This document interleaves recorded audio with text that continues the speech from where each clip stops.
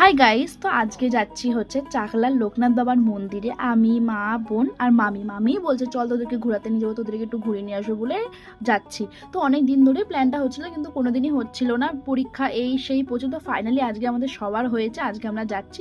তো আমাদের এখান থেকে যেতে মিনিমাম 2 ঘন্টা থেকে 2.5 ঘন্টার মধ্যেই লেগেছিল। তো মন্দিরটা দেখো, এত সুন্দর মন্দিরটা, বিশ্বাস করো ভীষণ ভালো একটা জায়গা। তোমরা অবশ্যই একবার এখানে চাকলা লোকনাথ বাবার এই মন্দিরটা অবশ্যই একবার যেও, ভীষণ ভালো লাগবে। আমার তো ভীষণ ভালো লেগেছে, বিশ্বাস করো ভীষণ ভালো লেগেছে। তো ওখান থেকে এবারে আমরা অঞ্জলির জন্য ডালা কিনে নিয়েছি ঠাকুরের জন্য। তো ওখান থেকে আমরা অঞ্জলি দিয়েছি।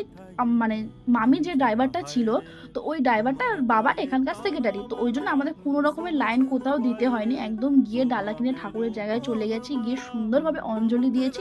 অঞ্জলি দেওয়ার পর কি করবো, একটু এদিক ওদিক ঘুরে নিচ্ছি, কারণ হচ্ছে 1:30টার সময় ভোগ খাওয়াবে।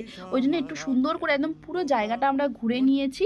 তো আজকে এই জামাটা আমি পরেছি, আমাকে অবশ্যই জানি জামাটা কেমন লাগছে। তো এদিকে আমার বোনকে দেখো ঘুরে বেড়াচ্ছে, আমি না দাঁতুর একটা ভিডিও করে নিই। তো উপরেও একটা জায়গা রয়েছে, সিঁড়ি দিয়ে উপরে উঠে গেছিলাম, তো উপরটা তো আরো সুন্দর, উপরেও একটু ভিডিও টিডিও একটু খিদে লেগে গেছিলো, ভারী কিছু খাবো না, কারণ হচ্ছে এক্ষুনি ভোগ খাবো। তো হালকা করে একটু মুড়ি মাখা খেয়ে নিলাম, এত ভালো ছিল।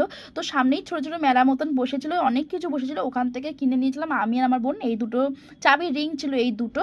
তো সবজি দেখলে তোমরা পাগল হয়ে যাবে, এত সুন্দর সবজি আর এত কম দামে, আমি তো পাগল হয়ে গেছি, মাথা ব্যথা খারাপ হয়ে যাচ্ছিলো।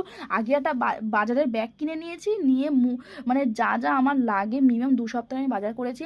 5টা লাল শাক মাত্র 20 টাকা, 1 কিলো শিম 20 টাকা, ধনে পাতা 5 আটি 10 টাকা, তোমার পটল তোমার 1 কিলো 20 টাকা। যতটা পেরেছি ততটা আমি নিয়ে নিয়েছি, পেঁয়াজ কলি বেগুন যা ছিল সব কিছু নিয়ে ডিক্কিতে রেখে। এবার 1:30টা মতন বাজে, এবার ভোগ খেতে যাব। তোমার ভোগের কুপন ছিল 150 টাকা করে।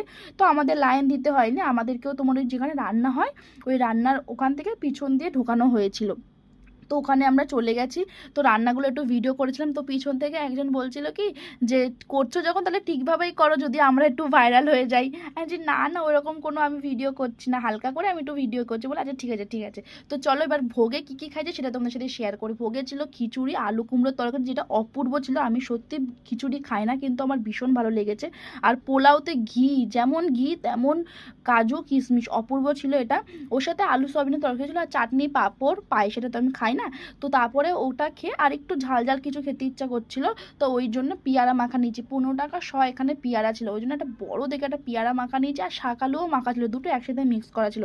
ওখান থেকে খাওয়া দাওয়া করে আমরা চলে গেছিলাম কচুয়া লোকনাথ বাবার মন্দিরে, ঠাকুর দর্শন করে একটা ডাব খেয়েছিলাম। ডাবটা শুনবে কত দাম, মাত্র 20 টাকা।